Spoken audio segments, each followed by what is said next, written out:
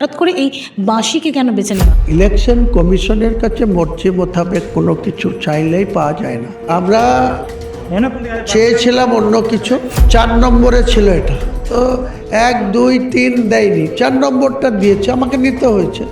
और ये मैं हमारे भाई से एक ही बात पे डिसएग्री करता हूँ, वो ये है कि बोले कि डिप्टी सीएम होगा, नहीं हमारा सीएम बनाएंगे इंशाल्लाह।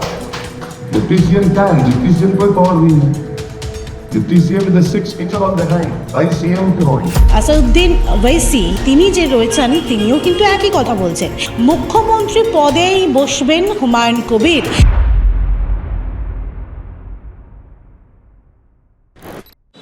বাঁশির সুরে কি মন গলবে মানুষের? বাংলায় যে অরাজকতা চলছে সেই অরাজকতা থেকে রেহাই পেতে তৃণমূল বা বিজেপি নয়, জনতা উন্নয়ন পার্টিকেই নাকি ভোট দেবে বাংলার মানুষ, আর এই ক্ষমতার মসনদে বসবেন হুমায়ুন কবির। নমস্কার, আমি তুলিকা রায়, বেঙ্গলি পার্টির পর্দায় আপনাদেরকে স্বাগত জানাচ্ছি।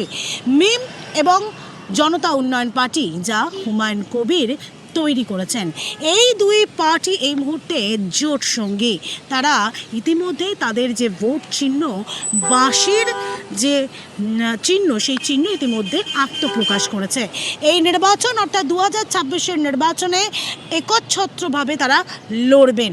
বিজেপি, তৃণমূল, বামফ্রন্ট, কংগ্রেস, আইএসএফ প্রত্যেকের বিরুদ্ধে লড়বেন। কিন্তু এখানেই প্রশ্ন, তার কারণ যখন এই ভরতপুরের যে তৃণমূলের বিধায়ক ছিলেন এই হুমায়ুন কবির, তিনি যখন দল গঠন করেছেন, তিনি যখন নতুন দল ফর্ম করলেন, সে সময় তিনি তৃণমূল বিজেপির বিরুদ্ধে গিয়েছেন এবং আইএসএফের সঙ্গেও জোট সঙ্গী হওয়ার কথা ছিল।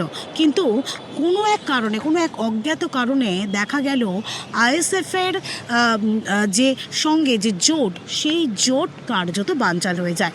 এই মুহূর্তে মুখ্যমন্ত্রী পদে কোনো ডেপুটি সিএম নয়, সরাসরি মুখ্যমন্ত্রী পদে বসতে চাইছেন হুমায়ুন কবির এবং তিনি আশাবাদী যে এই বাংলার মানুষরা, শুধুমাত্র যারা মুসলিম সম্প্রদায়ের মানুষরা রয়েছেন তারাই যে হুমায়ুন কবিরকে ভোট দেবেন এমনটা নয়।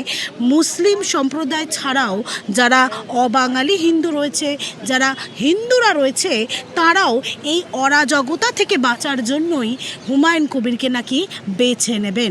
কি বলেছেন আজকে ইন্টারভিউতে, আপনারা প্রথমে শুনে নিন। মিমের সঙ্গে আজকে জনতা উন্নয়ন পার্টির যে জোট, সেই জোট হয়েছে এবং তার সঙ্গে দেখা যাচ্ছে যে তাদের যে ভোট চিহ্ন, সেই ভোট চিহ্নটা আত্মপ্রকাশ হয়েছে। হঠাৎ করে এই বাঁশিকে কেন বেছে নেওয়া? আরে এটা আমার বাছার বিষয় না। আপনারা যে আপনাদের যে রোল বা আপনাদের যে পজিশন বা আপনারা যে পজিশনে আছেন, ইলেকশন কমিশনের কাছে মর্জি মোতাবেক কোনো কিছু চাইলেই পাওয়া যায় না। ইলেকশন কমিশনের যে নর্মস আছে সেটা ফলো করে চলতে হয়। তো সেখানে আমরা চেয়েছিলাম অন্য কিছু, 4 নম্বরে ছিল এটা, তো 1, 2, 3 দেয়নি, 4 নম্বরটা দিয়েছে, আমাকে নিতে হয়েছে। আচ্ছা, এখন আমরা দেখেছি যে আইএসএফ এর সঙ্গে যে জোটের একটা কথা চলছিল, আইএসএফ এর সঙ্গে জোট কেন হলো না? কেন হলো না ওদেরকে জিজ্ঞেস করুন না। আমি তো ওয়েট করেছিলাম, অনেকবার টাইম এক্সটেনশন করেছিলাম ওদের সাথে জোট করার জন্য। কেউ যদি না আগায়, আপনার যে তালি মারবেন তো 2টো হাত দরকার। আমি এক হাতে তালি লাগবে, আমি চেষ্টা করছি, ও হাত সরিয়ে দিচ্ছে, তার জন্য হয়নি। আপনি মুখ্যমন্ত্রী হবেন নাকি ডেপুটি সিএম থাকবেন যদি যেতেন? 4ঠা মের জন্য ওয়েট করুন না। মেজরিটি যার আসবে সেই তো মুখ্যমন্ত্রী হবে, তো আপনি রেজাল্টের জন্য ওয়েট করুন। সেটা কি জনতা উন্নয়ন পার্টি হবে? নিশ্চয়ই হবে। আচ্ছা, আমার শেষ প্রশ্ন, সেটা হচ্ছে মিম বারবার ধরে একটা অভিযোগ ওঠে যে মিম হচ্ছে ভোট কাটার, যখনই নির্বাচন হয় তখনই মিম আসে। তাহলে কি এবার মিমের সঙ্গে জনতা উন্নয়ন পার্টি তৃণমূলের ভোট কাটতে? মিমের এমপি আছে, মিমের বিহারে 5 জন এমএলএ আছে, মিমের 100 কতজন কাউন্সিলর আছে মহারাষ্ট্রে, তাহলে এরা ভোট কাটার জন্য এই মুহূর্তে হুমায়ুন কবিরকে তৃণমূলের যে মুসলিম ভোট ব্যাংক, সেই ভোট ব্যাংক কাটার জন্য এই পরিকল্পনা? কোনো কাটার জন্য না, আমার নিজের ভোট, নিজেদের কমিউনিটির ভোট আমরা নিজে নেওয়ার জন্য আমাদের পরিকল্পনা। সেই কমিউনিটির ভোটে কি মনে হয় যে বাংলায় আসতে পারবে জনতা? বাংলা দখল হয়ে যাবে। হিন্দুরা ভোট দেবে বলে মনে হয়? হিন্দুরাও ভোট দেবে, মুসলিমরা তো 100-র মধ্যে 80% মুসলিমরা ভোট দেবে, হিন্দুরাও ভোট দেবে, হিন্দুরা আবেদন, আমাদের যে প্রার্থী তালিকা আমি 22 তারিখে অনেকটাই ওপেন করে রেখেছি, বাকি যেটা পেন্ডিং আছে এবং এআইএম এর পক্ষ থেকে যত সিটি লড়াই করবে এখানে বড় ভাই অল ইন্ডিয়া বেসিসে আমার নেতৃত্ব দেবে। আমি পশ্চিমবাংলায় বড় ভাইয়ের সঙ্গে সাজেশন নিয়ে গোটা পশ্চিমবাংলায় আমি নেতৃত্ব দেব। বড় ভাই আমাকে পুরো সমর্থন করবেন, সাপোর্ট দেবেন। কাজেই আজকের এই প্রেস কনফারেন্স আমাদের যৌথ প্রেস কনফারেন্স এটার জন্যই আপনাদের ডাকা হয়েছিল। किसी समुदाय किसी रिलीजन के खिलाफ नहीं है, और ये मैं हमारे भाई से एक ही बात पर डिसएग्री करता हूँ, वो ये है कि वो बोल रहे कि डिप्टी सीएम होगा। नहीं, हमारा सीएम बनाएंगे इंशाल्लाह। डिप्टी सीएम क्या है? डिप्टी सीएम कोई पावर नहीं है। Deputy CM is the 6 Kings of दिखाएंगे। लड़ाई सीएम की होगी। अगली मस्जिद यहाँ पे बनना वो क्या एक फिर से एक बार कॉन्ट्रोवर्सी पूरे देश से नहीं छेड़ देता है? देखिए, सबसे बड़ी बात ये है कि 5 लाख ओबीसी सर्टिफिकेट्स कैंसल हो गए, उसमें कई मुसलमानों के सर्टिफिकेट कैंसल हो गए। वो इशू नहीं है क्या?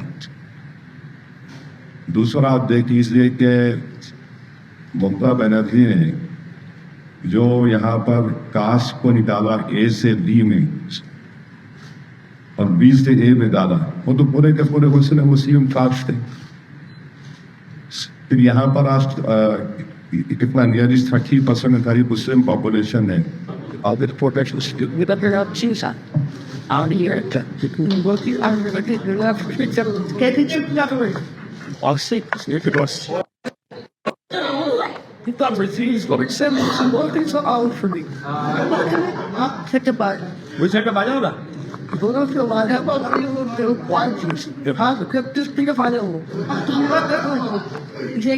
I am willing to say another 10 minutes. There will be no thing.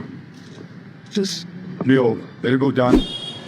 দেখলেন তো, একদিকে যিনি মিমের আসাদুদ্দিন ওয়াইসি তিনি যে রয়েছেন তিনিও কিন্তু একই কথা বলছেন যে মুখ্যমন্ত্রী পদে কোনো ডেপুটি সিএম নয়, একেবারে সরাসরি এই নির্বাচনে যে 4 মে যে ফল ঘোষণা হবে সেই ফল ঘোষণার পরে মুখ্যমন্ত্রী পদেই বসবেন হুমায়ুন কবির। কিন্তু এখানেই প্রশ্ন, তিনি কি স্বপ্ন দেখছেন এই মুহূর্তে?